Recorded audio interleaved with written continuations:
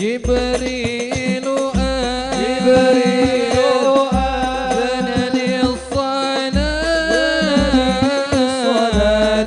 أقامها واختار طه أن يؤم مولاي يا ربي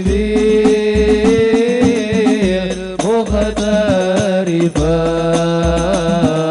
فرج كربنا وأميتنا بسر الإسراء وتهجت الرسل الكرام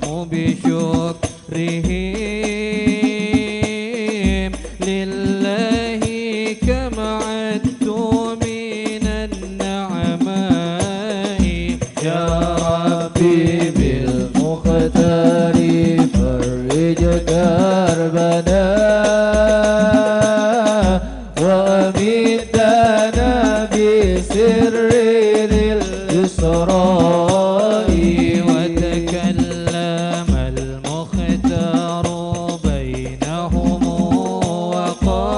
وقال ذكر الخصائص بعضها بثناء يا ربي بالمختار فرج كربنا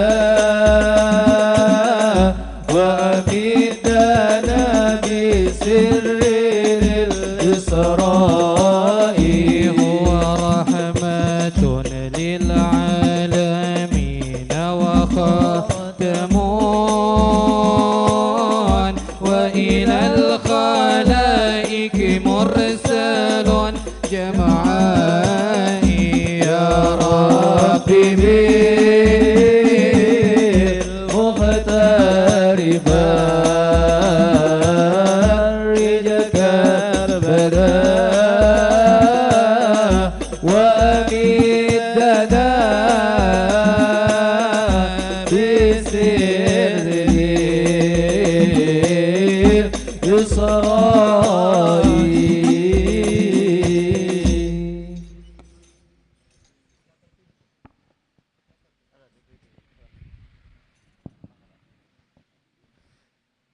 يا ربي بالمختار فرج كربنا وأمدنا بسر للإسراء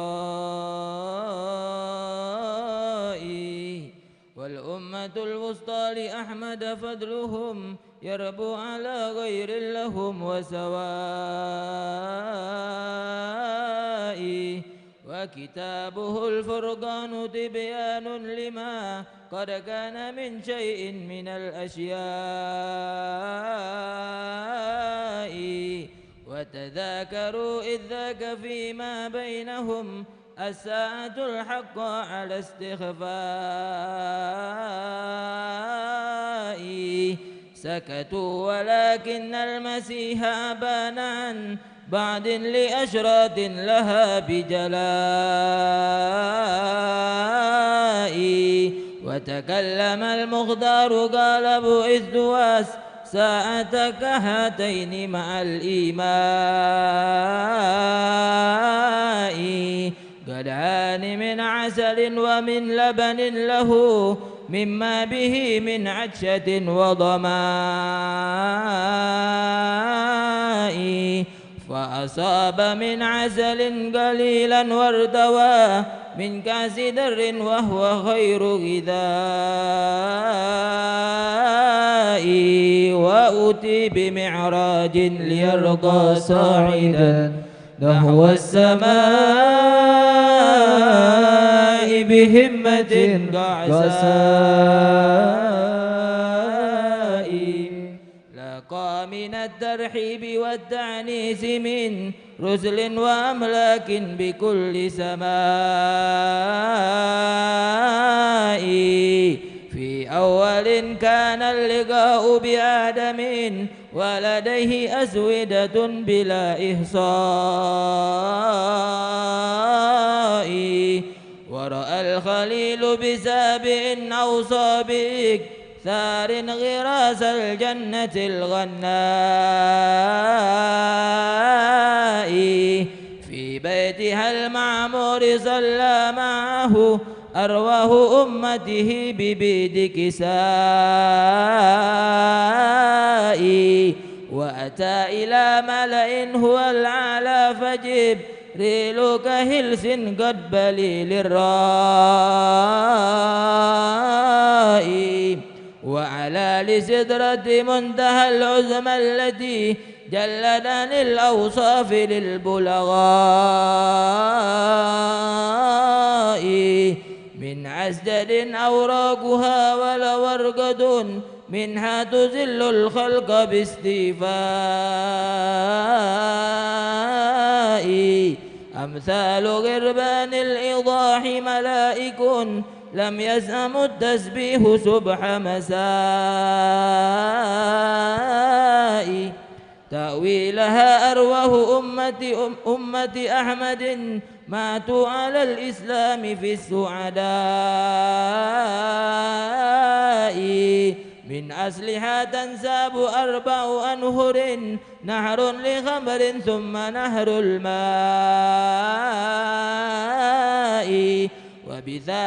وبثالث لبن يسوق لشارب وبرابع عسل زهى بصفاء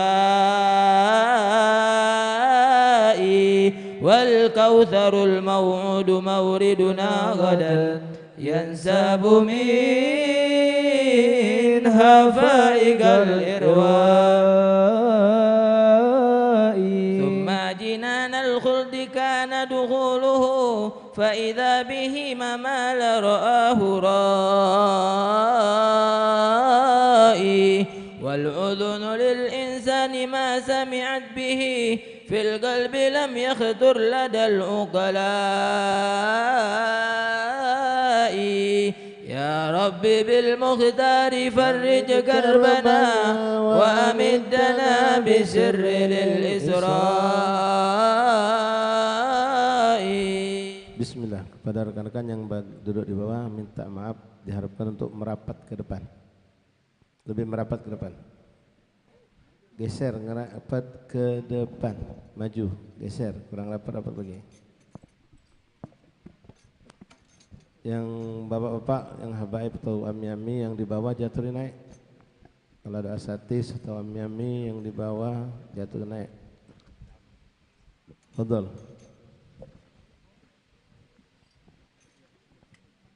Ya Rabbi bil mukhtari farrij karbana wa amidana bisir lil isra'i. Ya Rabbi bil mukhtari farrij karbana wa amidana bisir lil isra'i. Buyutuha min lu'lu'in wa turabuha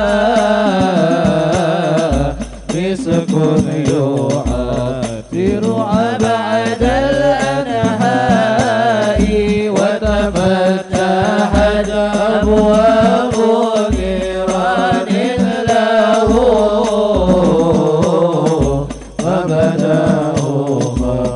ذنوها تحية جاي. يا ربي بالمختار فرج كربنا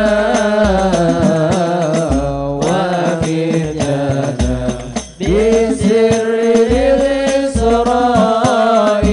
لم يبتسم قط بطول حياته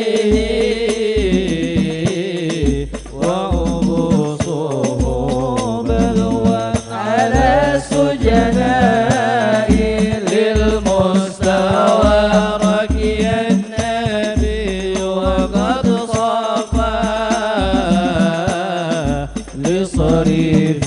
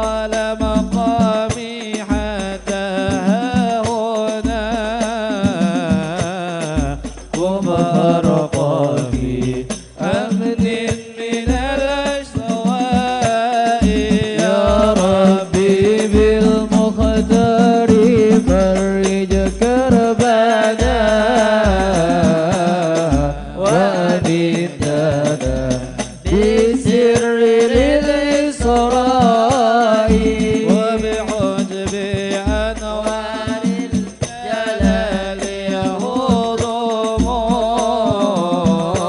متجها للحضرة ألطف اللطفاء فدنا الحبيب كقاب قوسين وخاء إلى سجود بذلة ورجاء يا ربي بالمختار فرج كربنا وأميتنا بسر الإسراء ورأى الإله فيا لها من نعمة حصد سر الإسراء سل تعطى واشفع لنا رد شفاعة معنا الغطاء بلسيد شفاء يا ربي بالمختار فرج كربنا وأميتنا بسر الإسراء يا ربي قد أعطيت رسلك رفعة وخصائصا من أعظم النعماء يا ربي بالمختار فرج كربنا وأميتنا بسر الإسراء يا ربي بالمختار فرج كربنا وأمدنا بسر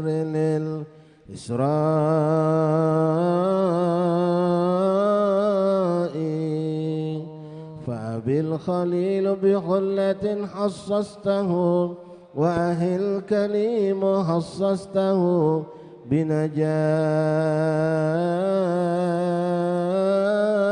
بنجائي ووهبت عيسى من عجائب حكمة وكتابه الإنجيل جمّا سنائي فأتى جواب الحق جل جلاله خص الرسول بأعظم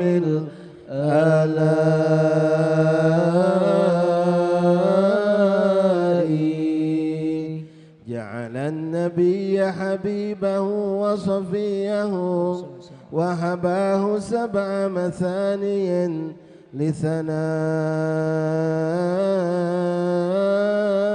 لثنائي وخواتم البقرة وأيضا أسهم الإسلام مثل دعائم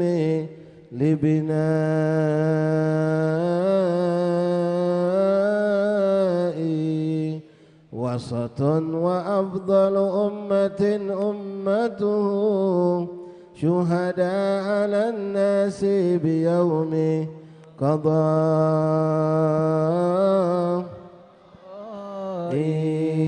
وقضى بفرض الخمس لكن أجرها 50 تخفيفا على الضعفاء ثم النزول من السماء مودعا ممن بها بتحية ودعاء فرأى بأسفلها دخانا مظلما وقبيح أصوات لدى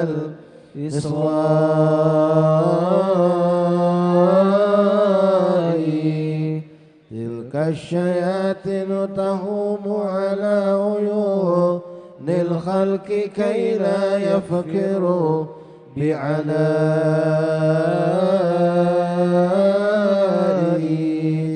قص النبي على قريش صبحه مسراه حول البيت بالبطحاء،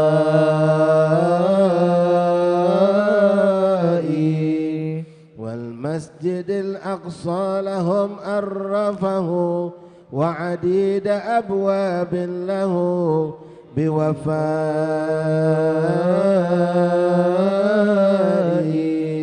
وأضاف أني قد مررت بعيركم كما قال من الروحاء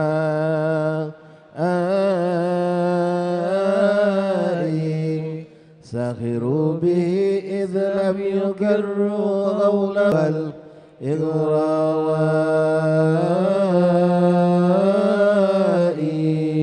لكن أبو بكر يكرر قوله عند الرسول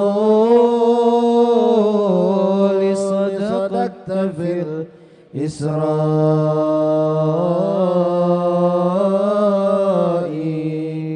وخلاصة المعراج والإسراء يا مسلمون نظمت قصدا رجائي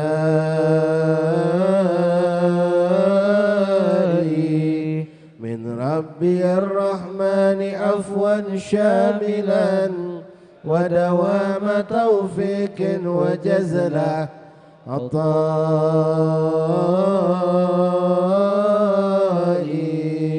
وعناية عظم بذرياتنا وشفاعة من سيد الشفعاء،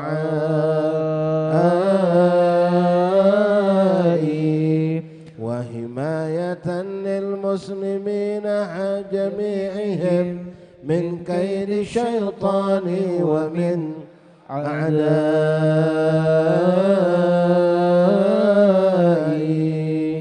وهلاك قوات اليهود ومن لهم شرك بنصرتهم من الخلفاء. ثم الصلاة على النبي وآله سفن النجاة السادة الشرفاء،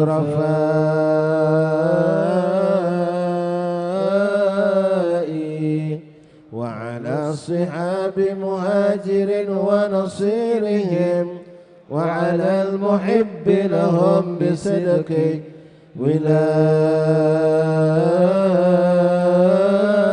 ولائي. يا رب بالمختار فرج كربنا وأمدنا بسر للإسراء.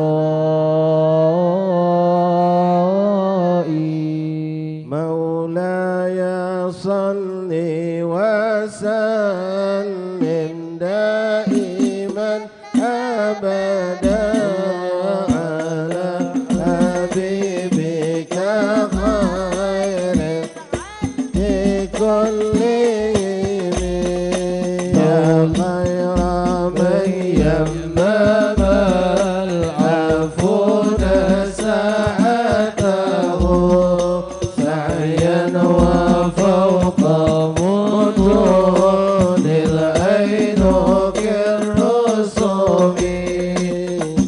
من هو الآيات الكبرى لمعتبرين، ومن هو النعمة العظمى لمغتنمين. سريت من هرم ليلا إلى هرم كما سار البدر في تاج من الظلم، وبت ترقى إلى أن نلت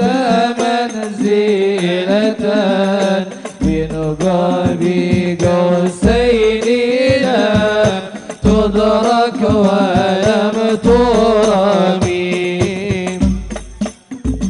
صل وسلم دائما أبدا على حبيبك خير الخلق كلهم وقدمتك جميع الأنبياء بها والرسل تقديما مخدوم على خدمي وأنت تخترق السبع الطباق بهم في موكب كنت فيه صاحب العالم حتى إذا لم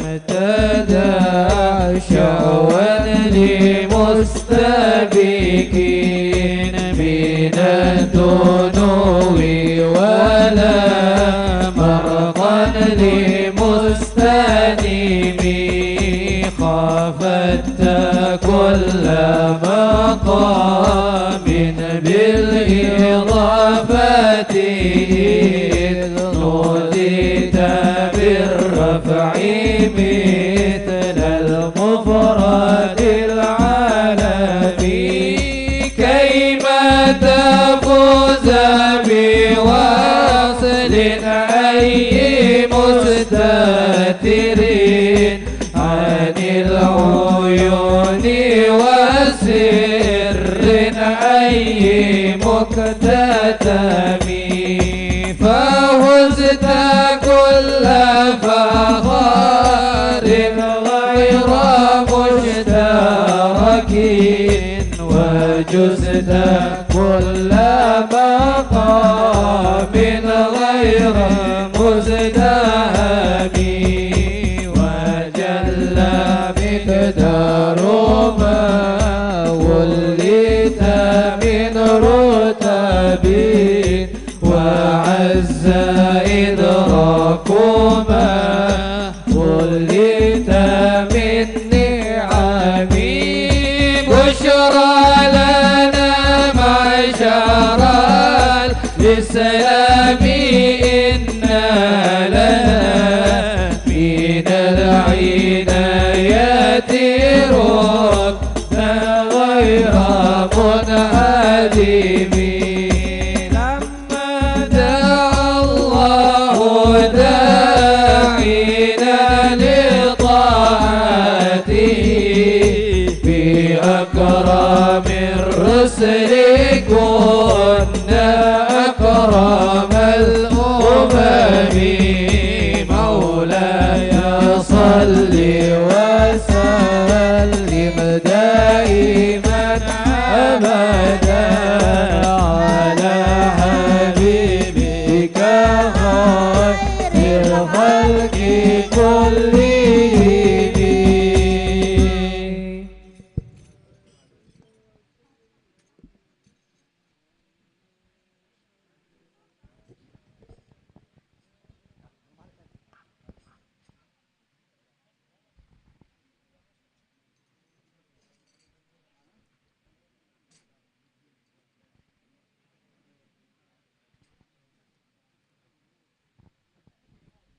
Bismillahirrahmanirrahim. Bismillah walhamdulillah wa la ilaha illallah wa astaghfirullah wa sallallahu ala rasulillah. Alhamdulillah rabbil alamin. Allahumma salli wa sallim wa barik alayh. Alhamdulillah rabbil alamin wal aqibatu lil muttaqin wa salatu wa salam ala sayyidina Muhammadin wa ala alihi wa ashabihi ajma'in. Allahumma inna qad hadarna qissata mi'raj nabiyyikal karim ورسولك المبارك العظيم فاقضي علينا ببركاته لباس العز والتكريم وأسكننا بجواره بدار النعيم ونعمنا بالجنة بالمقيم. اللهم إنا نسألك بجاه النبي المصطفى وآله وأصحابه أهل الصدق والوفاء أن تكون لنا معينا وشفيعا وبوئنا من الجنة غرفا وارزقنا بجاهه عندك قبولا وعزا وشرفا اللهم إنا نسألك بنبيك المختار وآله الأطهار والسادة الأبرار أن تكفر عنا الذنوب والأوزار يا الله يا عزيز يا جبار واحرسنا من جميع المحاسد والمفاسد والمكاره والمخاوف والأخطار واجمعنا بيننا وبينه في دار القرار وتقبل منا ما قدمناه من يسير أعمالنا في الإعلان والإصرار وارحمنا برحمتك واغفر لنا فإنك أنت الغفور الغفار اللهم إنا نعوذ بك من الهم والغم ومن الجهل والكسل والحزن ومن العجز ومن الجبن والبخل ونعوذ بك من غلبة الدين وقهر الرجال اللهم تقبل شفاعة سيدنا محمد الكبرى وارفع درجته العليا واعطه سؤله في الآخرة والأولى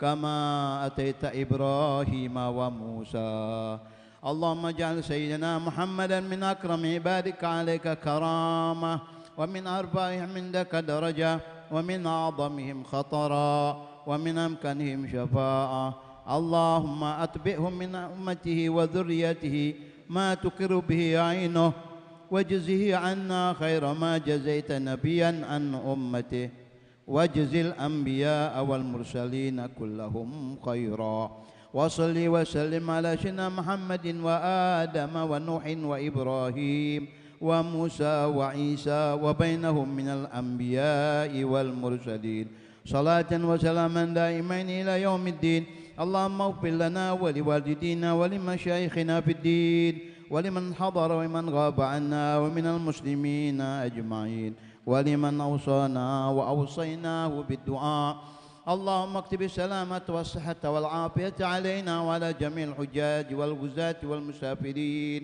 في برك وبحرك وجوك عن أمة سيدنا محمد سيد المرسلين اللهم طهر قلوبنا من الرجس والحسي والمعنوي والأدنس وأعذنا من شر الجنة والناس اللهم لا تحينا في غفلة ولا تأخذنا على غرة واجعل آخر كلامنا من الدنيا يا مولانا لا إله إلا الله محمد رسول الله لا إله إلا الله محمد رسول الله لا إله إلا الله محمد رسول الله صلى الله عليه وسلم اللهم انفعنا بها يوم لا ينفع مال ولا بنون إلا من أتى الله بقلب سليم وأفضل الصلاة وأزكى التسليم على سيدنا محمد خاتم النبيين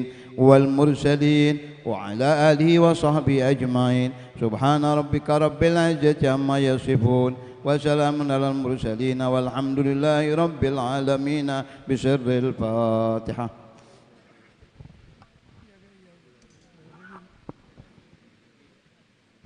ربنا تقبل منا إنك بحمدك يا أرحم الراحمين وصلى الله وسلم الحمد لله رب العالمين.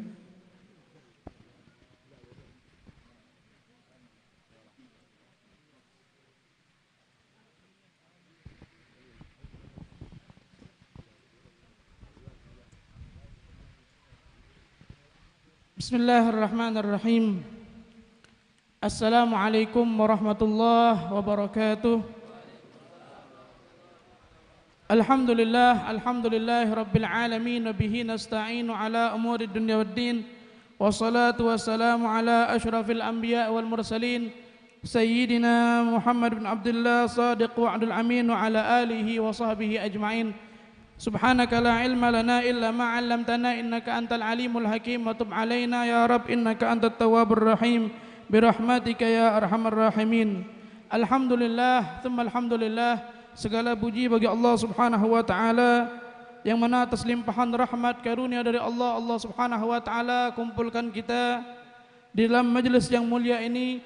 Fa insyaallah dengan keberkahan kumpulnya kita di tempat ini, Allah Subhanahu wa taala catat amal yang baik di sisi Allah dan Allah Subhanahu wa taala kelak kumpulkan kita pula bersama junjungan kita Nabi besar Muhammad sallallahu alaihi wasallam. Salawat beserta salam tak lupa kita haturkan kepada junjungan kita Nabi besar Muhammad sallallahu alaihi wa ala alihi wasallam beserta para sahabat, para keluarga dan para pengikutnya hingga hari kiamat kelak. Ma'asyiral hadirin rahimani wa rahimakumullah. Alhamdulillah, sekarang kita sudah berada di malam ke-15 daripada rangkaian peringatan Isra wal Mi'raj Nabi besar Muhammad sallallahu alaihi wasallam, yang mana pada malam hari ini diadakan di Majlis Ta'lim Dalailul Khairat. Sebelum kita dengarkan mau'izatul hasanah dan juga kalimat syukur, kami akan umumkan peringatan Isra wal Mi'raj Nabi besar Muhammad sallallahu alaihi wasallam.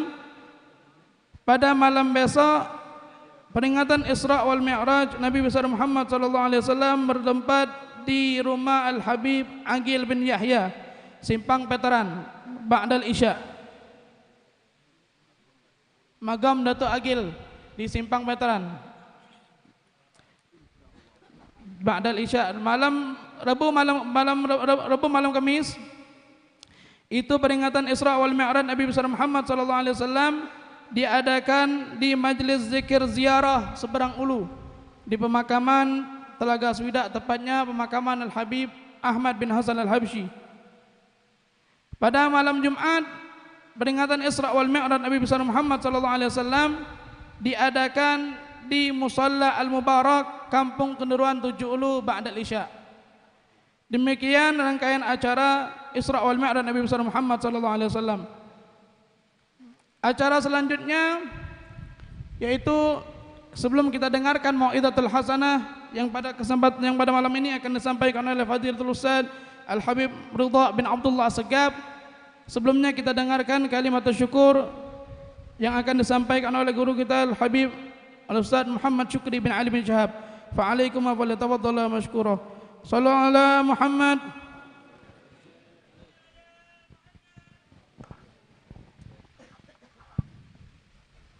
Bismillahirrahmanirrahim. Bismillah walhamdulillah wassalatu wassalam ala Rasulillah Sayyidina Maulana Muhammad ibn Abdullah wa ala alihi wa sahbihi wa man wala. Ma'asyiral habaib wal asatidz wal hadirin rahimani rahimakumullah. Assalamualaikum warahmatullahi wabarakatuh. Alhamdulillah, alhamdulillah, lakal hamdu syukur ya Rabbana. Bersyukur kita kehadirat Allah Subhanahu wa taala di malam yang penuh berkah ini, Lailatul Thulatha ba'dal Isya. Kita berada di tempat yang penuh keberkahan, di kediaman almarhum Syekh Masyayikhna Al Habibul Barakah Al Habib Muhammad bin Hamid bin Syekh Bakar bin Salim, atau lebih akrab kita panggil dengan Ustaz A. Adapun tempat ini kami pilih memang seperti inilah yang biasa kita lakukan dalam rangkaian majlis bulanan Dalail Khairat. Kita selalu berpindah dari rumah aulia ke rumah aulia, dan pada kesempatan yang bulan lalu kita berada di Kampung BBC, dan sekarang kita berada di rumah almarhum Al Habib Ustaz A. Dan malam ini juga merupakan penutupan sementara majlis bulanan Dalail Khairat, dan digabungkan dengan kegiatan peringatan Isra wal Mi'raj Nabi Muhammad SAW, masuk dalam rangkaian tertib setiap malam yang alhamdulillah jazakumullah jazak kepada irtibat panitia penyelenggara ini acara telah memasukkan dan menggabungkan, dan alhamdulillah tiap tahun insyaallah hal ini terjadi. Dalail Khairat bergabung dengan kegiatan Isra wal Mi'raj yang dipanitia oleh ikhwan kita para asatiz dari Mutakharid Pondok Pesantren Batul Muhibbin atau Irtibat. Kami mewakili rekan-rekan para mutakharrij alumni Pondok Pesantren Al Khairat Bekasi yang merupakan pelaksana atau panitia daripada acara bulanan Dalail Khairat, mengucapkan ribuan terima kasih kepada para habaib, para syiban, para asatiz yang hadir, juga kepada antum sekalian para jamaah majelis yang hadir pada malam hari ini. Sekaligus juga kami minta maaf barangkali ada kekurangan di sana sini dalam acara ini. Pada rekan-rekan panitia yang telah berkhidmah, terutama sahibul bait keluarga besar almarhum Habib Muhammad bin Hamid bin Syekh Abdul Salim, kami ucapkan terima kasih yang telah memberikan fasilitas untuk menggunakan ini tempat, dan juga kami dalam kesempatan ini memintakan doa untuk guru kita Al-Habib Hamid Nagib Syekh Abdul Salim agar Allah selalu menjaga kesehatan beliau dan semua guru-guru kita, para syiban kita sehat walafiat, selalu dalam membimbing umat dan selalu dalam keridhaan Allah Subhanahu wa taala, dan kita selalu mendapatkan keberkahan dari mereka semua insyaallah taala.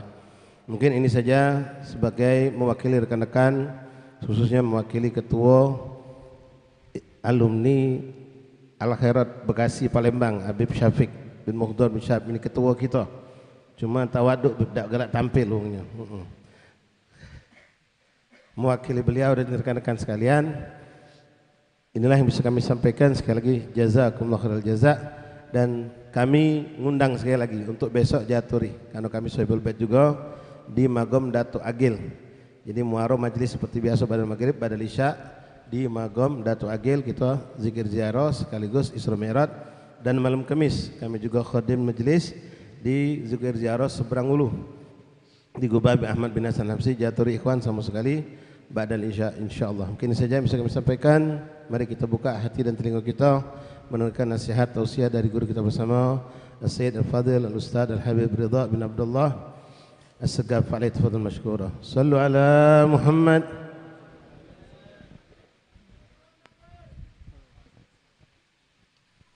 Assalamualaikum warahmatullahi wabarakatuh. Alhamdulillah, alhamdulillahi wa kafa, wassalatu wassalamu ala nabiyyina al-mustafa sayyidina wa habibina wa syafi'ina wa maulana Muhammadin sallallahu alaihi wasallam wa ala alihi wa ashabihi ahli sidqi wal wafa, amma ba'du. Subhanaka la ilma lana illa ma 'allamtana innaka antal alimul hakim. Rabbi shrah li sadri wa yassir li amri wahlul 'uqdatan min lisani yafqahu qawli.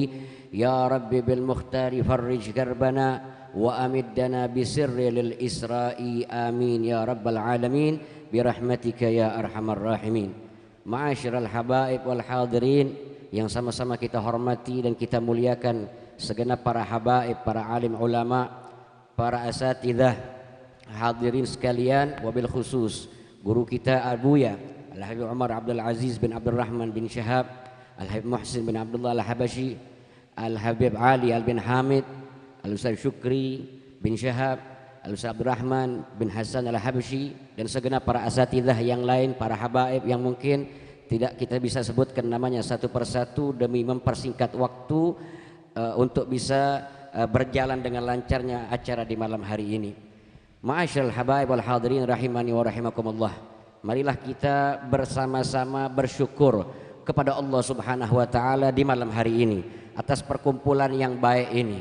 Kita diajak mengamalkan satu di antara firman Allah Subhanahu wa taala, fadzakir fa inna dzikra tanfa'ul mu'minin. Maka berilah peringatan, karena sesungguhnya peringatan bermanfaat bagi orang-orang yang beriman. Kita malam hari ini begitu juga telah berjalan beberapa malam sebelumnya peringatan Isra wal Mi'raj baginda Nabi besar Muhammad sallallahu alaihi wasallam ini, yang tidak lain dan tidak bukan berisikan banyak sekali daripada hikmah, banyak sekali daripada pelajaran-pelajaran, banyak sekali daripada pedoman-pedoman yang dapat kita jadikan bekal, terlebih lagi di dalam peristiwa Isra wal Mi'raj, baik sebelum terjadinya Isra Mi'raj, ketika terjadinya Isra Mi'raj, maupun ketika setelah terjadinya Isra Mi'raj, terdapat banyak sekali pelajaran. Di antaranya adapun yang terjadi sebelum Isra wal Mi'raj itu sendiri terjadi, di mana pada tahun 10 daripada kenabian Sayyidatina Khadijatul Kubra, istri tercinta baginda Nabi besar Muhammad sallallahu alaihi wasallam, wafat di bulan Ramadan. Lalu tak lama kemudian diikuti dengan wafatnya paman yang sangat melindungi dan membela baginda Nabi Muhammad sallallahu alaihi wasallam, yakni Abu Talib. Dua orang terdekat Nabi, dua orang pembela, pelindung dan penenang dan serta penentram bagi Nabi sallallahu alaihi wasallam, Allah wafatkan dalam waktu yang berdekatan di tahun yang sama, sehingga para ulama bersepakat menyebutnya sebagai Amul Huzun, sebagai tahun kesedihan bagi baginda Nabi besar Muhammad sallallahu alaihi wasallam, di mana tidak Dulu ketika masih adanya Abu Talib, orang-orang kafir Quraisy tidak ada yang berani menyakiti langsung kepada Nabi Shallallahu Alaihi Wasallam, karena akan ada Abu Talib yang selalu membela baginda Nabi Shallallahu Alaihi Wasallam. Terlebih lagi orang-orang kafir Quraisy masih menganggap bahwasanya Abu Talib masih bagian dari mereka, sehingga mereka pun segan untuk menyakiti keponakannya, yaitu Rasulullah Shallallahu Alaihi Wasallam. Dan kalaupun kadang-kadang terdapat cacian, terdapat rintangan, halangan dalam dakwah beliau ketika berada di luar, maka ketika pulang ke rumah ada sosok seorang istri yang sangat memberikan kedamaian, memberikan ketenangan, memberikan ketentraman untuk jiwa dan sanubari beliau sallallahu alaihi wasallam, sehingga lengkaplah bagi Nabi sallallahu alaihi wasallam pelindung daripada dua orang ini. Di luar ada Abu Talib, di dalam rumah ada Sayyidatina Khadijatul Kubra. Tetapi pada tahun yang sama dua-duanya diwafatkan oleh Allah Subhanahu wa taala. Dan betul apa yang terjadi setelah wafatnya dua orang tercinta tersebut. Gangguan, hinaan, celaan, bahkan ancaman pembunuhan, fisik Nabi SAW disakiti, itu pun terjadi setelah wafatnya dua orang tercinta ini. Kemudian ketika pulang ke rumah tidak ada lagi sosok seperti Sayyidatina Khadijah didapati oleh Nabi SAW. Lalu tapi Nabi Muhammad tidak menyerah. Nabi Muhammad tidak menyerah untuk tetap berdakwah. Nabi Muhammad tidak menyerah, dan beliau pun terfikir kepada sekelompok kaum terhormat daripada Bani Thaqif yang ada di kota Taif. Maka beliau pun memiliki ide, atau beliau pun kemudian mempersiapkan perjalanan untuk pergi ke kota Taif, berdakwah ke sana, mengajak kelompok orang-orang terhormat dari Bani Thaqif untuk masuk Islam, dan dengan harapan mereka akan menerima dakwahnya Nabi Muhammad sallallahu alaihi wasallam. Maka bersiaplah beliau dengan Zaid bin Harithah, anak angkat beliau sallallahu alaihi wasallam, melakukan perjalanan 100 km dengan berjalan kaki. 100 km dengan berjalan kaki dengan harapan akan diterima dakwah beliau di kota Taif. Sesampainya di kota Taif, bukan diterima dakwah beliau, dari pintu ke pintu penduduk daripada penduduk Bani Thaqif, mereka semua menolak Nabi Muhammad sallallahu alaihi wasallam. Bahkan bukan hanya penolakan, tapi juga diiringi dengan cacian, diiringi dengan hinaan. Tidak cukup hanya dengan lemparan kata-kata, bahkan lemparan batu diterima oleh baginda Nabi besar Muhammad sallallahu alaihi wasallam. Pada saat itu Rasul dihinakan, bahkan yang disuruh untuk melempari dengan batu adalah anak-anak kecil untuk menghinakan Nabi Muhammad sallallahu alaihi wasallam. Sehingga Nabi pun mundur sejenak untuk beristirahat, mundur sejenak dari gangguan-gangguan tersebut. Maka adalah Nabi Shallallahu Alaihi Wasallam duduk bertempat di salah satu kebun milik anak daripada orang Quraisy, Utbah dan Utaibah ibn Rabi'ah. Duduk Nabi Shallallahu Alaihi Wasallam di situ. Lantas Nabi dengan semua yang terjadi tadi, dari wafatnya Siti Khadijah, wafatnya Abu Talib, makin hebatnya gangguan orang Quraisy, tidak menyerah Nabi Shallallahu Alaihi Wasallam, pergi ke kota Taif, makin hebat lagi yang didapati oleh Nabi Shallallahu Alaihi Wasallam. Tidak ada ujian yang lebih berat dari apa yang dialami oleh Nabi Shallallahu Alaihi Wasallam. Tetapi dengan itu semua Nabi Shallallahu Alaihi Wasallam bermunajat kepada Allah. Allahumma ashku ilaika dha'fa quwwati wa qillata hilati wa hawani 'alan nasi ya arhamar rahimin. Ya Allah, aku mengadu kepadamu. Apa yang diadukan Nabi? Bukan Nabi mengatakan, ya Allah aku mengadu kepadamu, lihat orang-orang yang kau utus aku kepada mereka. Tidak. Nabi tidak bilang seperti itu. Ya Allah, lihat perlakuan mereka terhadapku. Tidak. Bukan itu yang diadukan oleh Nabi SAW. Atau ya Allah, betapa sulitnya jalan yang kau pilihkan untukku. Tidak, Nabi tidak mengatakan hal demikian. Ya Allah, alangkah betapa susah bagiku untuk menjalankan. Tidak, Nabi tidak mengadukan itu. Nabi bilang, Allahumma inni ashku ilaika dha'fa quwwati. Ya Allah, aku mengadu kepadamu akan lemahnya kekuatanku dan wa qillata hilati wa hawani 'alan nas, dan sedikitnya daya upayaku dan rendahnya aku di hadapan manusia. Ya arhamar rahimin, dengan semua penderitaan, dengan semua kesusahan yang dialami oleh Nabi SAW, Nabi masih bisa dengan lisan suci beliau mengucapkan, ya arhamar rahimin, wahai zat yang maha sempurna kasih dan sayangnya. Semua yang diterima Nabi rasa sakit, zahir batin, luar dalam, diterima oleh Nabi. Tapi mudah bagi Nabi masih mengucapkan, ya arhamar rahimin, anta rabbul mustad'afin wa anta rabbi. Ila man takiluni, ya Allah, engkau adalah Tuhannya orang-orang yang lemah. Dan engkau adalah Tuhanku. Kepada siapa kau utus aku? Ba'idin ila ba'idin ba'idin man yatahajjamuni. Apakah setelah ini kau mau utus aku kepada tempat yang jauh yang juga mereka akan menyakiti aku? Atau kepada zat yang kau pegang urusan aku kepadanya? Atau mau kau kembalikan aku kembali ke kelompok yang tadi juga? In lam yakun bika alayya ghadabun fala ubali. Asalkan kau tidak marah kepadaku, ya Allah, aku tidak peduli. Dari semua rasa sakit tadi, sakit yang begitu hebat, dari yang dialami oleh Nabi semenjak Siti Khadijah wafat, Abu Talib wafat, dan seterusnya penderitaan-penderitaan dan kesulitan sampai di kota Taif. Nabi bilang, ya Allah, setelah ini kau mau utus aku kemana? Ke tempat yang lebih jauh lagi, yang juga mereka akan menyakiti aku, atau balik lagi ke sini dan mereka kembali menyakiti aku tidak peduli, asalkan kau jangan marah sama aku, ya Allah. Sallallahu alaihi wasallam. Masyaallah hadirin wal ikhwan rahimani wa rahimakumullah. Ini pelajaran hebat, pelajaran penting dari Rasulullah sallallahu alaihi wasallam. Pertama, Allah Subhanahu wa taala sebagaimana dalam firman Al-Qur'an, am hasibtum an tadkhulul jannah walamma ya'lamillahu alladhina jahadu minkum wa ya'lamas sabirin. Apakah kalian mengira kalian akan masuk surga sedangkan belum nyata bagi Allah orang-orang yang berjuang di antara kalian, dan belum nyata bagi Allah orang-orang yang sabar di antara kalian? Baik kita seorang pendakwah seperti apa yang dilakukan oleh Nabi Shallallahu Alaihi Wasallam, Allah mau kasih ujian untuk mengetes, tes sungguh-sungguh tidak kita ini dakwah. Atau kita seorang pedagang, Nabi SAW mengatakan at-tajirul amin as-saduqul muslim ma'asyuhada yaumal qiyamah. Seorang pedagang yang jujur, yang muslim akan dibangkitkan bersama orang-orang mati syahid di hari kiamat. Benar-benar tak sungguh-sungguh tak kau jualan jujur? Dites pasti sama Allah. Tak begitu saja.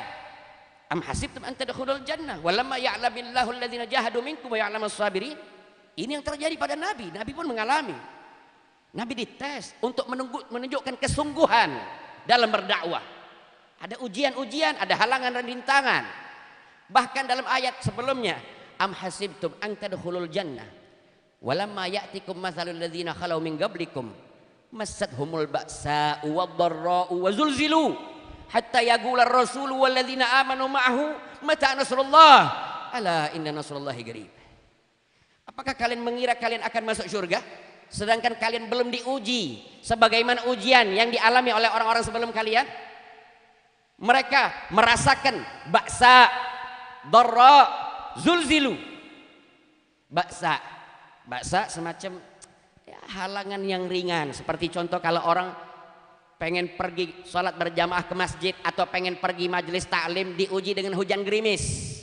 Hujan gerimis, kira-kira masih pergi apa tidak? Kalau masih pergi, lulus. Kalau tidak pergi, berarti baksa tidak lulus dia. Kelasnya masih kelas gerimis, levelnya masih level gerimis. Ada orang yang diuji dengan dharra, lebih besar, hujannya deras, yang agak mengganggu fisik. Mungkin kesulitan ekonomi atau lain-lainnya. Atau bagi seorang pendakwah banyak hujatan atau fitnahan. Atau bagi seorang pedagang misalkan contoh ya, kalau misalkan tidak mudikan, tidak jadi uang ngembek barang nih. Ada ujian yang datang. Ente diuji, duit halal, duit haram. Diuji untuk menunjukkan sungguh-sungguh dah ente. Ada baksa, ada dharra, ada zulzilu. Guncangan seperti gempa, pening yang bukan main, mungkin tidak bisa tidur. Kadang-kadang pasti mengalami ini. Orang diuji untuk apa? Alamma ya'lamillahu alladhina jahadu minkum wa ya'lamas sabirin. Sampai ini pun dialami oleh Rasul. Hatta yagular rasulu walladzina amanu ma'ahu mata nasrullah. Sehingga Rasul dan orang-orang yang beriman bersamanya mengatakan, kapan datangnya pertolongan Allah? Ala inna nasrullahi qarib. Ketahuilah sesungguhnya pertolongan dari Allah itu sangat dekat. Masyaallah hadirin, di antara perjalanan Isra ini, sebelum terjadinya peristiwa Isra, ini adalah satu contoh dalam berkehidupan dari apa yang telah dialami oleh Nabi Muhammad SAW. Sungguh-sungguhkah kita? Atau kita seorang pejabat, sungguh-sungguhkah dalam memberikan kebijakan-kebijakan yang baik dan lain sebagainya? Diuji, dites. Lalu kemudian di antara pelajaran penting dari sebelum peristiwa Isra, dari situ kemudian kita diberikan contoh oleh Nabi untuk menyikapi ujian, baik itu ba'sa, dharra atau zulzilu, dengan proporsional atau dengan cara yang elegan, dengan cara yang pas sesuai dengan tuntunan Nabi Muhammad SAW. Bagaimana Nabi menghadapi ketika Siti Khadijah wafat, Abu Thalib wafat, makin diganggu, Nabi tidak putus asa dakwah. Nabi pikir dengan strategi jitu, yang didatangi ini orang-orang terhormat, kaum Bani Thaqif. Dengan strategi itu biasanya berhasil. Tapi semua itu, yang ketiga nih, Allah mau ngasih tahu, Allah mau kasih tahu bahwasanya dulu boleh jadi Nabi SAW masih ada Abu Thalib, dan kemudian menggantungkan harapan perlindungan terhadap Abu Thalib, ataupun menggantungkan ketentraman hati beliau kepada Siti Khadijah, atau ingin menggantungkan perlindungan terhadap orang-orang Bani Thaqif di kalangan penduduk Taif. Tapi semua itu digagalkan oleh Allah Subhanahu wa taala. Semua itu Siti Khadijah dicabut nyawanya oleh Allah, diwafatkan. Abu Thalib diwafatkan. Orang Taif menolak, bahkan mencaci dan mengejar-ngejar Nabi SAW. Semua itu untuk menunjukkan bahwasanya Allah ingin kasih tahu, satu-satunya pelindungmu adalah aku. Di situ supaya Nabi SAW tawakal, tidak bergantung kepada siapapun kecuali hanya kepada Allah Subhanahu wa taala. Dan inilah juga pelajaran daripada sebelum terjadinya peristiwa Isra bagi kita, untuk baik kita orang yang berdakwah atau nyari duit, atau kita seorang pejabat, orang yang ngurusi umat, orang yang bergerak di bidang sosial, tawakal sama Allah Subhanahu wa taala. Boleh saja kita punya kawan, boleh kita punya teman yang bisa kita gantungkan, tapi ketahuilah itu terbatas. Hanyalah Allah Subhanahu wa taala yang kalau kita gantungi, kalau kita bersandar, tidak terbatas kebaikannya, tidak terbatas pemberiannya. Bahkan Allah buktikan setelah peristiwa Taif, pulang dari Taif Nabi SAW ke Makkah, sampai di Makkah di malam itu langsung Nabi SAW diundang oleh Allah Subhanahu wa taala untuk Isra Mi'raj. Diundang oleh Allah untuk Isra dan Mi'raj, yang mana Allah Subhanahu wa taala mau tunjukkan dari semua peristiwa tadi dan semua daripada apa yang telah dihadapi oleh Nabi. Nabi menyikapinya dengan begitu elegan. Nabi kemudian bersabar, dan kemudian Nabi bertawakal hanya kepada Allah Subhanahu wa taala, tidak menggantungkan dan bersandar sedikit pun kepada makhluk. Kemudian diundang oleh Allah, dan Allah tunjukkan kuasanya kepada Nabi Muhammad SAW. Bagaimana kalau Allah sudah mau ngasih perlindungan, bagaimana Allah Subhanahu wa taala kalau sudah mau ngasih kehendaknya kepada seseorang. Bayangkan, ma'asyiral hadirin wal ikhwan rahimani wa rahimakumullah, hati siapa yang seperti hatinya Nabi Muhammad SAW? Tidak ada. Nabi Muhammad berangkat ke Taif, masuk ke kota Taif, disakiti, dilempari batu sampai berdarah kaki beliau. Bahkan Zaid bin Harithah yang coba melindungi beliau juga berdarah, pecah kepalanya. Sekeluar dari Taif, Nabi tentram hatinya. Siapa di antara kita masuk ke rumah wong, kita pengen ngajak baik sama wong ini, atau kita ngenjuk duit sama dia, tapi pas kita masuk rumah kita dimarah-marahinya, kita dikato-katoinya.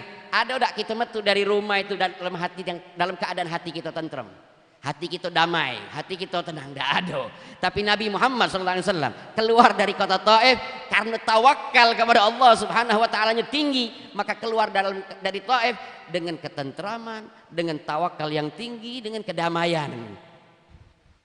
Sallallahu alaihi wasallam. Ini yang dialami Nabi sebelum terjadinya Isra dan Mi'rajnya baginda Nabi Muhammad sallallahu alaihi wasallam. Maka semua keutamaan Allah tunjukkan pada peristiwa Isra Mi'raj ini untuk Nabi Muhammad. Allah kasih undangan yang tidak pernah Allah undang siapapun sebelumnya, bahkan setelahnya. Kemudian Nabi Muhammad SAW dipanggil sampai berjumpa dengan Allah Subhanahu wa ta'ala. Diucapkan dalam Al-Quran, Subhanalladzi asra bi'abdihi lailan minal masjidil haram ila akhir al-ayah. Allah sebutkan bi'abdihi di dalam ayat ini, subhanalladzi asra bi'abdihi, maha suci zat yang telah menjalankan hambanya di malam hari. Tapi ketika di langit Allah beda lagi panggilnya, assalamu alayka ayuhan nabi, bukan abdihi lagi, assalamu alayka ayuhan nabi. Dan salam ini khusus dari Allah untuk Nabi Muhammad SAW. Kalau para nabi yang lain, Nabi Isa, Nabi Yahya, dalam Al-Quran disebutkan wassalamun alayya yauma wulidtu wa yauma amutu wa yauma ub'atsu hayya. Salamun dengan nakirah tanpa alif lam. Tapi Nabi Muhammad langsung di hadapan Allah, bukan di bumi, bukan di dunia. Langsung di hadapan Allah dapat salamnya, assalamu alayka. Nabi Isa juga Nabi Isa di bumi, Nabi Yahya di bumi. Semua nabi dapat salam karena fitrahnya para nabi salam. Dan semuanya mendapatkan di bumi, di dunia. Tapi Nabi Muhammad mendapatkannya di hadapan Allah dengan kalimat yang berbeda. Pakai alif lam, assalam, ma'rifat, dan punya makna istighraq. Semua jenis salam untuk Nabi Muhammad SAW. Hakadha ma'asyal hadirin wal ikhwan jami'an rahimani wa rahimakumullah. Tidak lain peristiwa Isra Mi'raj, baik sebelumnya, ketika terjadinya ataupun setelahnya, banyak mengandung pelajaran. Bukan hanya dongeng untuk kita bawa tidur, bukan untuk cerita supaya enak didengar saja, bukan. Memang terdapat pelajaran, contoh dalam berkehidupan dari Nabi Muhammad SAW. Dalam hidup kita akan mengalami ba'sa, dharra, zulzilu.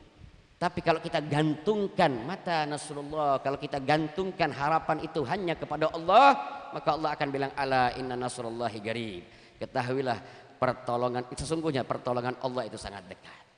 Mudah-mudahan apa yang kita baca di malam hari ini maupun apa yang terjadi di malam hari ini kepada kita, semoga Allah Subhanahu wa taala memberikan ampunannya, rahmatnya, inayahnya kepada kita, nazrahnya, dan semoga Allah Subhanahu wa taala menjadikan kita golongan orang-orang yang senantiasa istiqamah dalam meniru, mencontoh dan meneladani baginda Nabi besar Muhammad sallallahu alaihi wa alihi wasallam.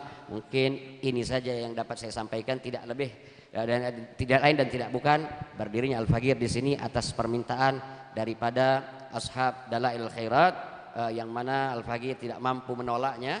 Maka mudah-mudahan ini semua mendatangkan madad dan keberkahan dan berharap nazrah dari antum sekalian. Amin ya rabbal alamin. Hadza ma aqulu lakum wal afu minkum. Assalamualaikum warahmatullahi wabarakatuh. Alhamdulillah, syukran katsiran, jazakumullah khairul jaza. Kita mintakan kepada Fadilul Ustaz Al-Habib Muhammad Ridha bin Abdullah Asgab.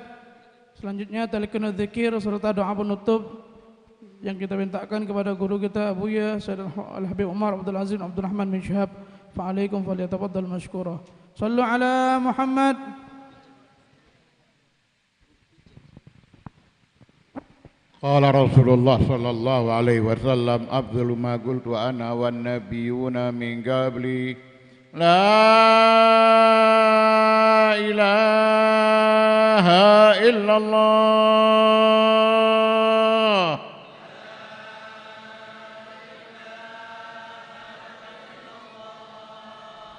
la ilaha illallah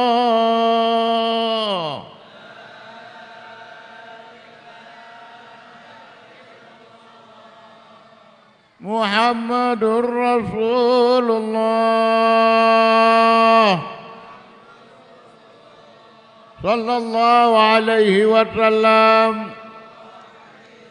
Kalimatu haqqin alaiha nahya wa alaiha namut wa alaiha nub'atsu insyaallah minal aminin. Allahumma ij'al jam'ana hadza jam'an ma'ruma wa tafarruqana min ba'di tafarruqan ma'suma wa la taj'al fina wa la ma'ana syaqiyan wa la mahruma wa la matruda bi rahmatika ya arhamar rahimin ya arhamar rahimin ya arhamar rahimin. Allahumma anta waliyu ni'matina wa antal qadir ala talbatina wa ta'lamu hajatana fanas'aluka Allahumma ya Allah bihaqqi Muhammad wa ali Muhammad lama yassarta umurana ولا ما قضيت حاجاتنا ولا ما شفيت مرضانا وصلى الله على سيدنا محمد وعلى آله وصحبه وسلم والحمد لله رب العالمين. Jazakumullah khairan jazaa kepada Abu Yahya Umar Abdul Aziz bin Abdul Rahman Syahab. Maka dengan talqin segenap tadi selesai acara kita Jatul Ikhwan untuk bikin halakoh. Satu halakoh 4 orang. Kalau di jalan itu tidak bentang tikar maka ikhwan yang di atas Jatul turun ke bawah. Fadhal 4